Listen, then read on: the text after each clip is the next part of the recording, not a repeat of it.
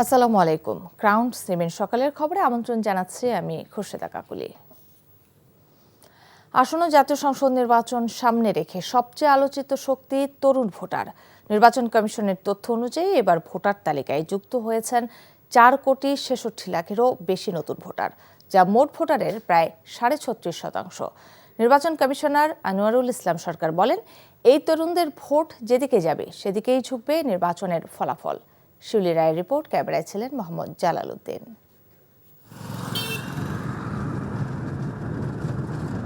দেশের মোট ভোটারের একটি বড় অংশই তরুণ। 18 থেকে 37 বছর বয়সী এই ভোটাররা শুধু সংখ্যায় বেশি নন, সিদ্ধান্ত গ্রহণেও আগের যে কোনো সময়ের চেয়ে সচেতন। সারা দেশে মোট ভোটার প্রায় 12,77,00,000, যার মধ্যে নতুন ভোটার 4,66,00,000-এর বেশি, যা মোট ভোটারের প্রায় 36.5%। কর্মসংস্থান, শিক্ষা, প্রযুক্তি, মূল্যস্ফীতি এবং সুশাসন, এই বিষয়গুলোই তরুণ ভোটারদের সিদ্ধান্ত গ্রহণে সবচেয়ে বেশি প্রভাব ফেলবে। এই মুখগুলোই আগামী দিনের বাংলাদেশ। এই তরুণরাই আজ দেশের সবচেয়ে বড় ভোট ব্যাংক। প্রশ্ন একটাই, তারা কাকে বেছে নেবেন? কর্মসংস্থান যোগান করতে হবে, ছাত্রদের পাশে থাকবে, সবসময় দেশের মানুষের জন্য কথা চিন্তা ভাবনা করবে। আমি এমন কোনো প্রার্থীকেই চাবো যেন নারীর অধিকারটা আরও এগিয়ে যায়। মেয়ে মানুষ এখনো নিজেকে নিরাপদ মনে করছে না। যেই ভালো একটা ভূমিকা প্রদান করতে পারবে নির্বাচনের এক মুহূর্তে আমাদের ইশতেহারের মাধ্যমে তাদেরকে আমরা ভোট প্রদান করব। আবার কেউ কেউ বলছেন শুধু মার্কা বা ব্যক্তি দেখে ভোট নয়, এবার তারা যোগ্যতার ভিত্তিতে প্রতিনিধি নির্বাচন করবেন। প্রতীক দেখে ভোট না দিয়ে ব্যক্তিকে দেখা উচিত, যে ব্যক্তি তার ব্যক্তিগত পারফরমেন্স, ব্যক্তিগত জীবন। আমার মতে মার্কা দেখে না, প্রার্থীকে দেখে ভোট দেওয়া উচিত। আমাদের জেনারেশন নিয়ে চিন্তা করবে, দেশের বেকারত্ব নিয়ে চিন্তা করবে, দেশের মানুষের নিরাপত্তা নিয়ে চিন্তা করবে। বিশেষজ্ঞদের মতে তরুণ ভোটারদের এই মানসিক পরিবর্তন নির্বাচনের রাজনীতিতে বড় প্রভাব ফেলতে পারে। নির্বাচনে যে সমস্ত দলগুলো প্রতিযোগিতা করবে তাদের সবার কাছে এই তরুণদের একটা ভিন্ন রকমের আশা থাকে। প্রধান সমস্যা হচ্ছে তাদের পড়াশোনার জায়গাটা ঠিক করা, অর্থাৎ তাদের শিক্ষার যে সুযোগ সেটা সবার জন্য সমানভাবে ঠিক করা। তাদের অন্যতম জায়গাটা কি, সেটি হচ্ছে তাদের কর্মসংস্থানের সুযোগ তৈরি করা। তাহলে রাজনৈতিক দলগুলো যদি এই প্রসঙ্গগুলো তাদের নির্বাচনী কার্যক্রমে তাদের ইশতেহারে যুক্ত করতে না পারে, তাহলে কিন্তু এই তরুণরা তাদের দিক থেকে মুখ ফিরিয়ে নেওয়ার সম্ভাবনা আছে। নির্বাচন কমিশনার আনোয়ারুল ইসলাম সরকারও বলছেন, তরুণ ভোটারদের অংশগ্রহণ ও সচেতনতা আগের যে কোনো সময়ের চেয়ে বেশি। এবারের ভোট নিয়ে সবচেয়ে বেশি আগ্রহী তরুণ ভোটাররা, যেহেতু তারা প্রথমত নতুন ভোটার হয়েছেন এবং বিগত সময়গুলোতে তারা অনেক সময় ভোট দিতে পারেন নাই। গ্রামেগঞ্জে দেখেছি যে ব্যাপক সাড়া পড়েছে এবং আমাদের বিশ্বাস, নির্বাচন কমিশন বিশ্বাস করে যে ভোটারদের টার্ন আউট এবার সন্তোষজনক পর্যায়ে হবে।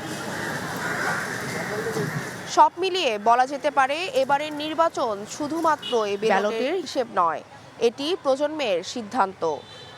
তাদের এক একটি ভোট বদলে দিতে পারে নির্বাচনের সমীকরণ, নির্ধারণ করতে পারে আগামী দিনের রাষ্ট্রীয় ক্ষমতা। এখন দেখা যাক তরুণরা আসলে কোন পথে হাঁটবেন। Shiuli Ray, NTV news, Dhaka.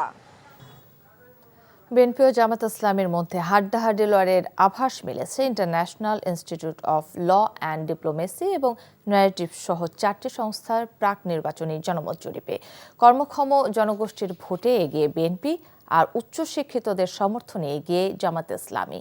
এই জরিপে দেশের 64 জেলা থেকে অংশ নিয়েছে মোট 22,174 জন মানুষ।